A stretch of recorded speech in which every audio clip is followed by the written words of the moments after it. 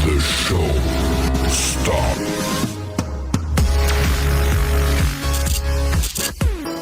तो hello guys, आप सब कैसे हो? आई होप आप सब ठीक हो गए। तो वेलकम बैक अनदर वीडियो।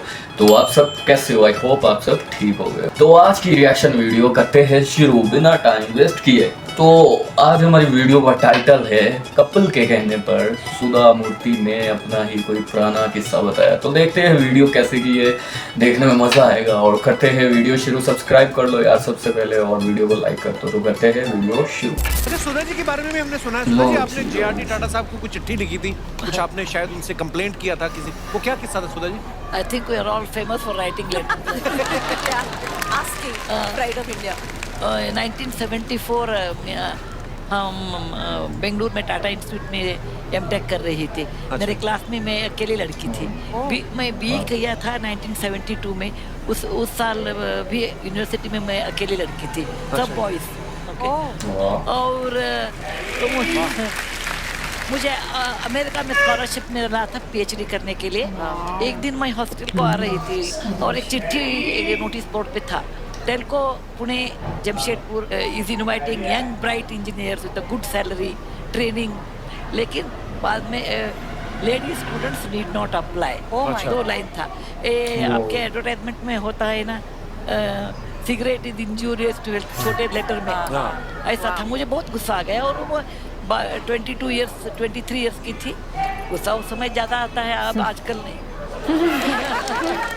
और पढ़ने के बाद मैं हॉस्टल गई और एक पोस्ट कार्ड दिया और उस पर ऊपर लिखा sir JRD Tata, because JRD Tata हमारे इंस्टीट्यूट को एवरी ईयर आते थे टाटा का बर्थडे मनाने के लिए 15 मार्च को। अच्छा। मैं बहुत दूर से उनको देखती थी। हम तो स्टूडेंट्स थे और मिडिल क्लास फैमिली बैकग्राउंड था। ऐसे बड़े बड़े लोगों को नज़दीक के जाके बोलने का हिम्मत नहीं था। और वो बहुत हैंडसम थी, बहुत ग्रीक स्टैचू बना ऐसे थे।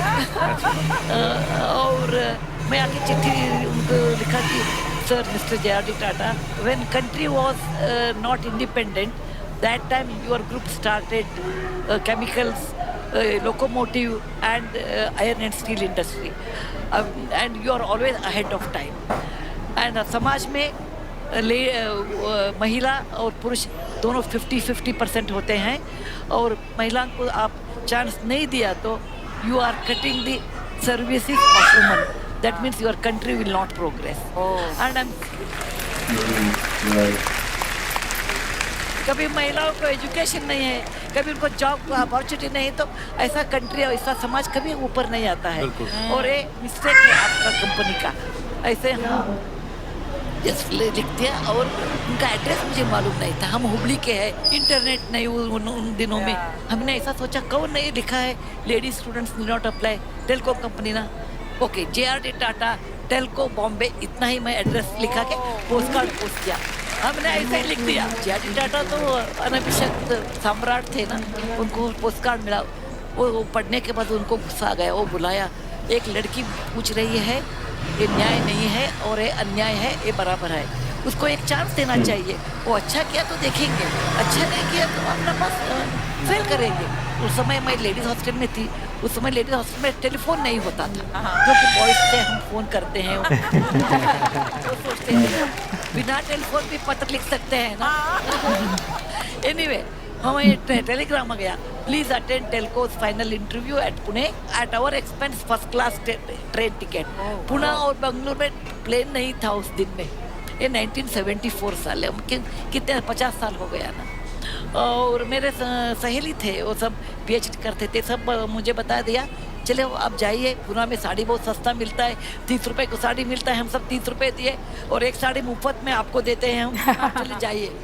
हम पुणे आ गए, इंटरव्यू अटेंड किया और मैं technically I was very very good, so I could reply all the technical question. अच्छा। Then I asked them, why are you not taking women? They said, बेटा please understand, you may be very good engineer, लेकिन हमारा plant, एक plant है जमशेदपुर में है और एक प्लांट है पुणे में है। अभी तक एक लड़की भी हमारा शॉप फ्लोर में नहीं है। वो शिफ्ट में काम होता है, सुबह 6 दोपहर में 2 बजे। और वो मर्दों के साथ काम करना होता है और आप अकेले होते हैं, इसीलिए हम बोलते हैं आप R&D नहीं तो PhD में आप बराबर काम कर सकते हैं। हमने बताया, मेरे नाना जी इतिहास के टीचर थे, he told for 10,000 steps journey there's always one step to start। इसीलिए हमने बोला आप ऐसे बोलते थे ये जग में कभी भी लड़कियां काम नहीं कर सकते हैं, आगे नहीं कर सकते हैं, क्योंकि one or other day they have to come and you should start that। Then I got the job। Wow, I got क्या the बात job। बाद में हम हमारे घर लौट गए। I was very friendly with my father। I told my father, देखो हमने एक पत्र लिखा है, पोस्ट कार्ड, ऐसा जॉब मिला। हमारे पिताजी ने हमको पूछा कि आप जॉब लेते हैं क्या? हमने बताया नहीं, हम नहीं लेते, मैं अमेरिका जा रही हूँ PhD करने के लिए। और पिताजी ने पूछा then why did you write a letter? हमने ऐसे उनको दिखाने के लिए, ladies will not keep quiet, लड़कियां भी होशियार है, ये दिखाने के लिए हमने लिखा। Thank you. लेकिन मेरे पिताजी ने बोला ये गलत है, ये गलत है। When you open the cupboard and you ask for equality, you must take up the job. Otherwise, you should not talk. बहुत अच्छा एक सलाह दिया हमारे पिताजी ने कि you should walk the talk in your life. What you talk, you should walk. What you walk, you should talk. अभी आप मुझे देखते हैं, आपको क्या, मैं कभी भी झूठ नहीं बोलती हूँ, छोटा झूठ बोलती हूँ, अभी खाना खा के आई ऐसा बोल सकते हैं, लेकिन झूठ नहीं बोलती हूँ। आपको क्या, मुझे when you look at me, what you see, you get that. That's awesome. There is nothing at my back. What you get, what you see, both are same. तो मेरे पिताजी ने बताया, आप क्या बोलते हैं वो अच्छा नहीं है। Then it was those days, no, it is not my life. हमको मेरा कमरा चाहिए, मेरा स्पेस चाहिए, ऐसा नहीं था। हमने 2-3 दिन सोच लिया, बाद में मेरा एडमिशन लेटर मैंने पढ़ दिया और I took up the job of Telco, the first lady engineer in the house of Tata। बहुत बड़ी बात है। कितनी इंस्पायरिंग है सुधा जी की स्टोरी। तो मैम जब आप सारे बॉयज थे कॉलेज में, आप अकेली स्टूडेंट है ना, स्टाफ भी सारा एक मेल स्टाफ, वो कितना मुश्किल था आपके लिए? बहुत मुश्किल था। 1968 में मैं इंजीनियरिंग ज्वाइन किया और मेरे क्लास में 149 boys are the only girl. In the university there was 599 boys are the only girl. Oh my God. And there was no toilet because हमारे कॉलेज में ऐसा ये सोच लिया, लेडीज नहीं आते, लेडीज टॉयलेट किसके लिए चाहिए, वेस्ट हो जाता है। Then? और हमने ज्वाइन किया, ज्वाइन के बाद वो उनको लगा अरे 2-3 महीने रहती है, बाद में छोड़ के जाती है, इसीलिए टॉयलेट नहीं बनाया। हमारे प्रोफेसर को ऐसा लगा अरे ये लड़की क्या करती है इंजीनियरिंग, ये मर्दों का काम है। और उस ज़माने में 1968 सालों में ऐसा हिंदी फिल्म चलता था हमारे इंडिया में, 100 साल पहले मुझे तुमसे प्यार था, कल भी रहेगा, ऐसा सॉन्ग, नहीं तो तू ही मेरी देवता, ऐसा सॉन्ग, नहीं तो बात मांग के साथ तुम्हारा मांग लिया संसार, ऐसे गाने प्रचलित थे। और प्रिंसिपल साहब ने मेरे पिताजी को बताया, देखिए हमारा 3 शर्त है। नंबर 1, तुम्हारी लड़की साड़ी पहनना चाहिए। मैं 17 साल की थी, साड़ी पहनना चाहिए क्योंकि उस जमाने में that is the only dress for woman, no other dress. दूसरा है she should not go to canteen because boys will be there, she should not eat in canteen. Canteen खराब था वो अलग है।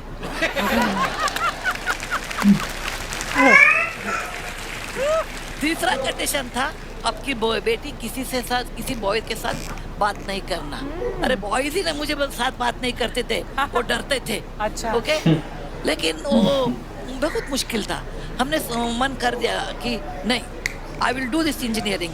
Let there not be any toilet. I will walk home in case I have to use the restroom. I will not talk to boys. It doesn't matter. But I will do my work very well. मैंने एक दिन भी छुट्टी नहीं लिया। बहुत inspiring. और मेरे पिताजी को इतना मुश्किल हुआ, लोग बोलते थे डॉक्टर साहब आपके भेजा में क्या है, आपको 3 लड़कियां हैं, एक लड़की को एक टीनेज में है, उनको मालूम ये ऊपर खाली होता है, अभी वो इंजीनियरिंग करती, बोलती है आप नहीं डालना उसको, इंजीनियरिंग नहीं सीखना, अवकाश नहीं देना उनको, क्योंकि वो लड़की इंजीनियर हुआ तो कौन शादी करेगा उसको। अरे उनको मालूम नहीं था तुंगभद्रा रिवर के उस पार हमारे साजन थे।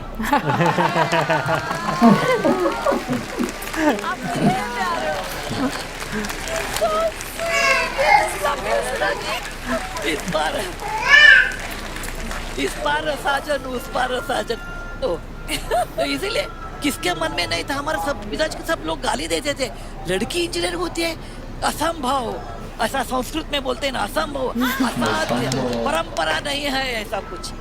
लेकिन मैंने किया, पहले सेमेस्टर में मुझे फर्स्ट रैंक मिला, बाद में मुझे लगा क्या बात है। अरे इधर कितने पुरुष लोग हैं, including you, should excuse me, women are smarter than men. क्या बात है यार, वाह। बराबर है ना, women are always smart. खड़े होकर तालियां बनती है, वाह। क्या इंस्पायरिंग स्टोरीज है मैम। देखिए 3 women कैसे हैं। आपकी लड़ाइयों की वजह से हमारे लिए रास्ते बने हैं। सही बात है।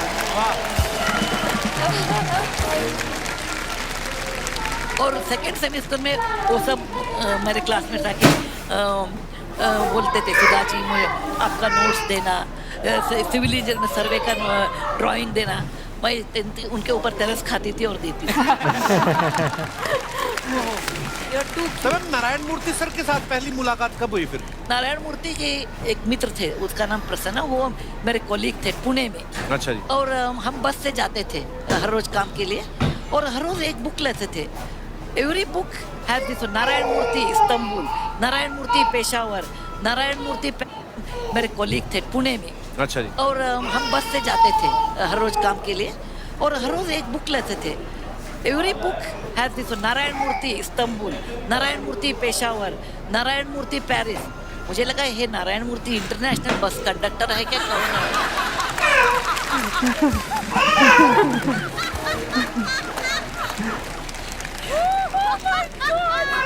ऐसा लगता है क्या? नहीं, हर रोज इनका डेस्टिनेशन अलग है। सो उन्हें हमने पूछा ये नारायण मूर्ति कौन है, वो बता दिया मेरा दोस्त है, वो पेरिस में 3 साल थे, अभी हिच हाइकिंग करके इंडिया आ गए, Paris to Pune, he took almost 6 months hitchhiking. और वो बता दिया वो भी कन्नड़ा बोलते हैं हमारे जैसे। अच्छा जी। और एक बार मिलने को चाहते हैं।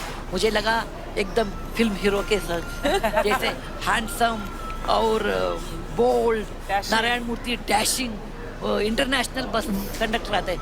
When he open the door, मुझे लगा ये कौन है आदमी, छोटा बच्चा।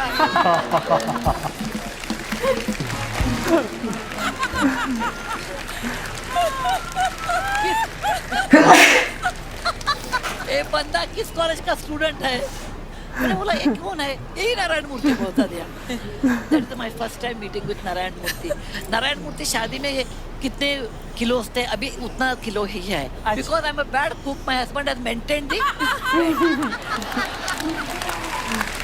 वाह यार, काफी लाइवली है ना। हाँ, होना भी चाहिए। मैम आपका ह्यूमर कितना अच्छा है, मतलब किसी भी बात में कुछ भी निकाल के, वाह मैम आपकी स्टोरी तो इंस्पायरिंग है ही। मतलब मैं एक बात बताना चाहती हूँ दर्शकों को और आपको भी, मैं ऑथर हूँ। अभी ऑथर हूँ, सीरियस नॉवेल लिखना बहुत आसान है। वो मराठी में रड़ा रड़ी बोलते हैं ना, वो आंसू आ गया, ऐसा बोला, झगड़ने का। Most difficult is humour. Humorous novel लिखना, ह्यूमरस आर्टिकल लिखना बहुत मुश्किल है। इसीलिए मैं आपको धन्यवाद बोलती हूँ, और I always respect you because you find out a humour just like this. अरे हे भगवान की देन है। बिल्कुल बिल्कुल ma'am. Don't lose it, losing is 1 minute job. Okay, इतना देखे वो ऐसा है, वो नेगेटिव देखना बहुत इजी है, और नेगेटिव बोल के लेकर हम भी नेगेटिव हो जाते हैं, लेकिन ह्यूमर है ना, लोगों को जिंदा रखता है। Keep it up, God's gift to you. Thank you और आपको भी। मैम जैसे बड़े सारे सवाल थे जो हमारे दर्शकों ने मुझे बोला कि सुधा जी से पूछना। नॉर्मल आदमी में कोई प्यार मोहब्बत होता है तो लव लेटर लिखते हैं, आप और नारायण सर इतने पढ़े लिखे, इतने इंटेलेक्चुअल, तो आप नॉर्मल लव लेटर लिखते थे कि मोटिवेशनल कोट्स होते थे आपके लव लेटर? मैं और नारायण मूर्ति अलग किस्म के लोग हैं। नारायण मूर्ति कभी हंसते ही नहीं, बहुत सीरियस और इंट्रोवर्ट है, ज्यादा बोलते नहीं। अच्छा जी। हर रोज 4-5 सेंटेंस। बस अरे नारायण मूर्ति जी ये क्या है, आप इतना बोलते ही नहीं। वो बोलते हैं मेरा और तुम्हारा दोनों तुम बोलते हैं, मेरा कुछ भी रखे बोलने के लिए। ओके, एक बार उनको बिजनेसमैन ऑफ द ईयर ऐसा अवार्ड मिला, और वो फोटोग्राफर आ गए फोटो शूट के लिए। क्या वो नारायण मूर्ति का स्माइल है, बोला नारायण मूर्ति को स्माइल करो। मैंने बोला मेरे शादी होकर 45 ईयर्स हो गए, अभी तक मैं सक्सेसफुल नहीं हुई। ट्राई करेंगे, गंभीर होते हैं और हम तो हंसी मजाक के लोग हैं। हम तो कभी भी हंसी मजाक मुझे बहुत पसंद है। सीरियसनेस एक आप बेस्ट इसीलिए उन्होंने पूछा अब कैसे शादी किया, कैसे प्यार किया, हमने बता दिया बहुत इजी है। Physics principle, opposite force attract teacher. यार ये कितना इंस्पायर करती है यार, और कितनी हिम्मत वाली और ब्रेव लड़की थी उस जमाने में यार। एक लिमिट को तोड़ना बहुत ज़रूरी होता है, फिर ही आप अपने कंफर्टेबल जोन से अगर आप निकलोगे फिर ही आप ज़िंदगी में लाइफ में कुछ कर सकते हो। तो उन्होंने ऐसा ही किया, अपनी लिमिट को तोड़ा और अपने कंफर्टेबल जोन से निकली। क्योंकि देखो उसने बोला था कि लेडीज़ अप्लाई नहीं कर सकते इस जॉब में। उन्होंने कोर्स वो सर्टिफिकेट भी सब कुछ कर लिया, तो तब पता चला कि वो कर ही नहीं सकती अप्लाई। तो उन्होंने देख लो फिर भी हिम्मत नहीं आ रही, और उन्होंने वो पोस्ट किया और अपना सब कुछ जो था वो लिख दिया कि अगर तुम लड़कियों को मौका नहीं दोगे तो तुम्हारा मुल्क कैसे आगे बढ़ेगा। ये बात भी बिल्कुल ठीक बोली थी उन्होंने कि देख लो उन्होंने रूल ही चेंज कर दिए। तो तब की कोशिश से आजकल की लड़कियां इंडिया में फ्रीडम हासिल है और कुछ भी कर सकती है, जॉब्स भी कर सकती है यार। बड़ी मोटिवेशनल स्पीच थी इनकी यार। तो बाकी मामा से पूछते हैं मामा को कैसी लगी वीडियो और इनकी स्पीच, मोटिवेशनल स्पीच कैसी लगी फॉर गर्ल्स, फॉर वुमेन्स। वो खुद भी बहुत अच्छी थी जो उन्होंने देखो उस कंपनी में, हाँ उस कंपनी में सिर्फ लड़के थे, ये अकेली थी, इन्होंने अकेली ने काम किया वहाँ। और वो कोर्स भी इन्होंने, लड़की थी अकेली जिसने किया था। तो बहुत सी चीज़ें इन्होंने फेस की, सरवाइव की है, तो फिर जाकर आज इनके पास सब कुछ है और इतनी अच्छी खातून है। तो बाकी ये वीडियो आपको अच्छी लगी लाइक करो, सब्सक्राइब करो, don't forget channel press the bell icon. खुदा हाफिज़।